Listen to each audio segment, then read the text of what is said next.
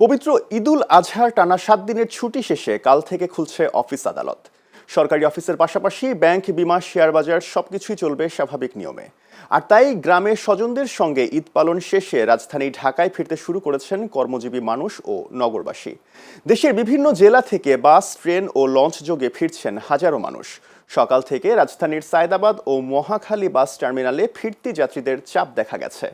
দক্ষিণাঞ্চল, উত্তরবঙ্গ, সিলেট সহ বিভিন্ন অঞ্চল থেকে আসা দূরপাল্লার বাসগুলো যাত্রী নিয়ে রাজধানীতে প্রবেশ করছে। যাত্রীরা জানান, আগের বছরের তুলনায় এবার যাত্রাপথ অনেকটাই স্বস্তির। অন্যদিকে যারা ঈদের সময় বাড়ি যেতে পারেননি তারা চলেছেন গ্রামের পথে। ঈদ উল আজহায় 2026-এ মানুষ সুন্দরভাবে গ্রামে যাইতে পারছে এবং সুন্দরভাবে ফিরে আসতে পারছে। কোনো ধরনের কোনো সমস্যা আল্লাহর রহমতে পরিলক্ষিত হয়নি।